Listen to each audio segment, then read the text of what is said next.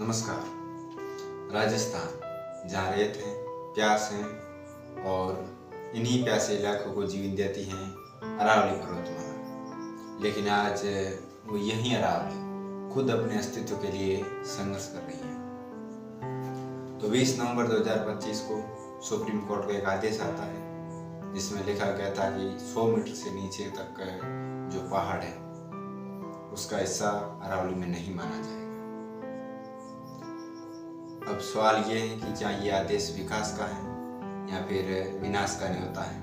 नमस्कार, स्वागत है आपका हमारे YouTube चैनल उम्मीद पर और मैं हूँ आपके साथ में प्रवीण बिश्नोई। तो सबसे पहले हम बात करते हैं कि अरावली क्या है, इसकी कहाँ तक रेंज है और किन किन राज्यों में फैली हुई है। तो अरावली पर्वतमाला जो है ये दुनिया की सबसे पुरानी पर्वतमालाओं में से एक है जिसकी रेंज गुजरात से लेकर दिल्ली तक फैली हुई है, जो पूरे राजस्थान के मध्यांतर से गुजरती है, जिसे राजस्थान की रीढ़ की हड्डी भी माना जाता है और इसकी लंबाई जो है 792 किलोमीटर है। राजस्थान के लिए यह सिर्फ एक पहाड़ नहीं, एक जलवायु की ढाल है जहाँ से कई सारी नदियों का उद्गम होता है। अगर अरावली कमजोर हुई तो राजस्थान और अधिक रेगिस्तान बन जाएगा। सुप्रीम कोर्ट का आदेश क्या था इसके बारे में जानते हैं। हाल ही में सुप्रीम कोर्ट ने 20 नवंबर 2025 को एक आदेश निकालते हैं कि 100 मीटर से कम ऊंचाई वाली जो भी पहाड़ी पर्वत हैं उसे अरावली में नहीं माना जाएगा, उसे इस दायरे से बाहर कर दिया गया था। तो वो अरावली जो राजस्थान को मरुस्थल होने से रोकती है, वो अरावली जो गर्म हवाओं के असर को रोकती है, वो अरावली जिसके कारण बंगाल की खाड़ी की वर्षा हमारे राजस्थान में होती है, वो अरावली जिसमें हजारों जीव जंतु वास करते हैं, हजारों जीव जंतुओं का पालन पोषण है। जिस धरती के लिए कभी जालौर के सांसद वीरम देव ने कहा था कि शीश कटे धड़ लड़ पड़े जद सूटे जालौर, आज उसी धरती का एक भाग अरावली हमारे रीढ़ की हड्डी को कुतरने का प्रयास कर रहे हैं। जिस धरती पर राज करने के लिए कभी अकबर ने जयमल को लालच दिया था कि मैं तुम्हें बैठता हुए नागौर देता हूँ, तुम मुझे चित्तौड़ दो, तब जयमल कहता है कि भूख न मिटे लेट तो न मिटे नागौर, ये रजोट भूख अनगढ़ी मर्या मिटे चित्तौड़।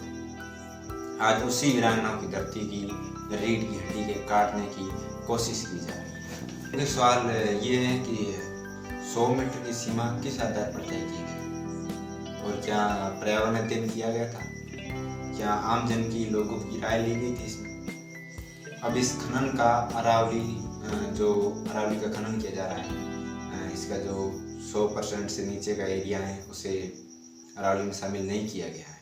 इससे किस प्रकार हमारे दैनिक जीवन पर असर होगा उसके बारे में जानते हैं। तो खनन सिर्फ पत्थर नहीं निकालता, वह पानी, जंगल, हवा और भविष्य भी छीन लेता है। खनन करने से भूजल स्तर गिर जाएगा और बारिश का पैटर्न भी बदल जाएगा और तापमान में बढ़ोतरी होगी। लेकिन सवाल ये है कि अगर कानून है तो मशीनें कैसे चल रही है।